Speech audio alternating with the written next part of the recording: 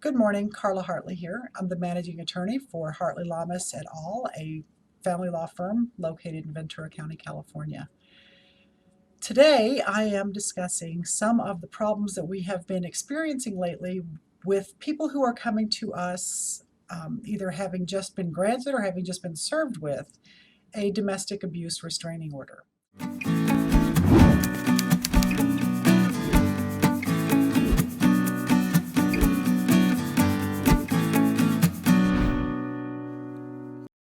First problem that we are seeing is the clients who have obtained the restraining order, who have had this granted against opposing party, are wondering why no one is enforcing on it. Why, if they call the police, nothing happens.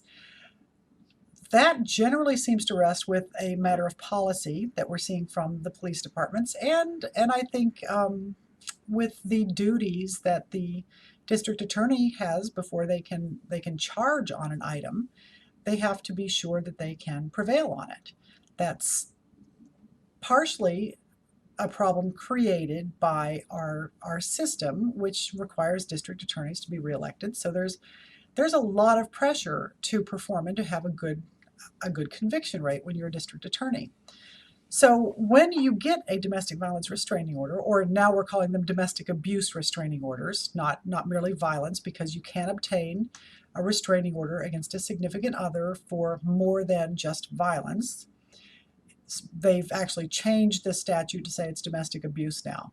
So when you get that order, you must enforce on it. One of the more common things that we see, and here's a really good example. Husband just shows up at the front door. He's drunk. He looks like heck. It looks like he hasn't washed in a couple days, and he's pounded on the front door. Oh, baby, please let me in. I'm so sorry. And the person, the protected party, is not wanting to let this person in, but they're so conditioned to feeling sorry and to being manipulated by this person that they're exceptionally vulnerable to this. And so what we hear is they actually let the person in to use the bathroom.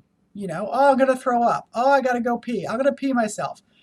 Whatever excuse the guy uses, or occasionally it's a woman, to get into the house. And once they're in the house, then they leave. Well, then the person's calling the police and saying, hey, he just showed up out of the blue. And the police officers, but you let him in.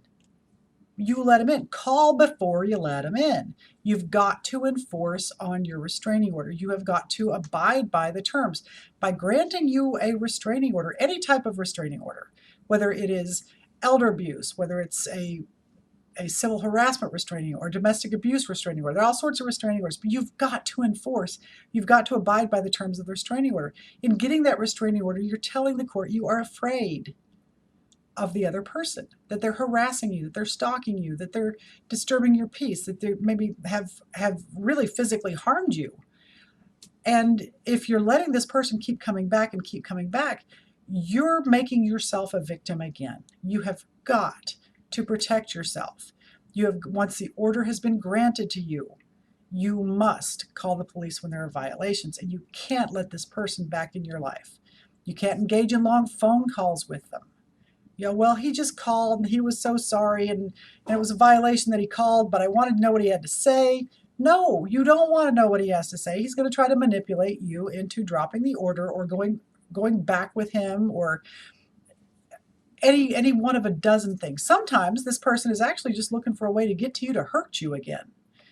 You've got to enforce the order. Now, let me flip this. If you have been served with a restraining order, it is a violation under the penal code if you violate the terms of the restraining order.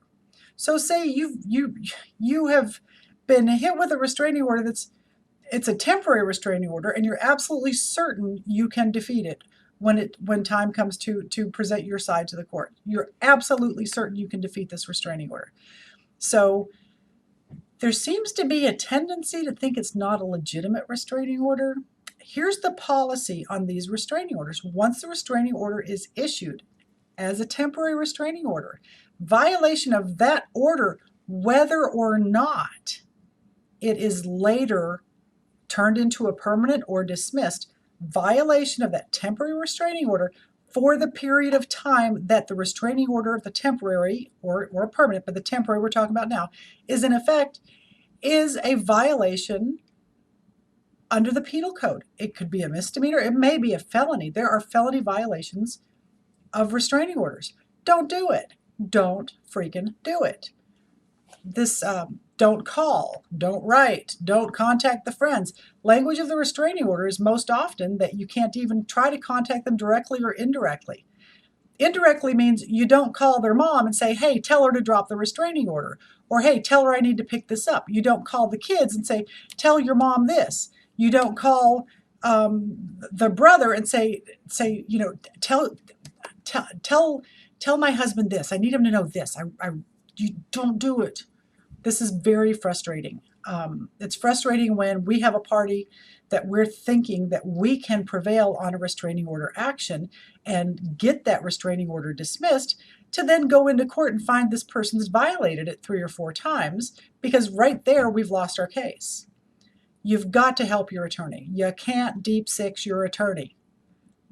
Otherwise, why would you pay us? This is advice that really needs to get out there. I hope you guys share this video. I hope you share this video, whether you're the protected party or the restrained party. Listen to what I have to say here. It's important, because nothing pisses me off more than being crippled by the actions of my own client, whether my client is the protected party or the restrained party. Don't cripple your attorney. All right. I hope you're having a good day. I hope you're going to have a good weekend. The weekend's just around the corner, and I will be talking to you again soon.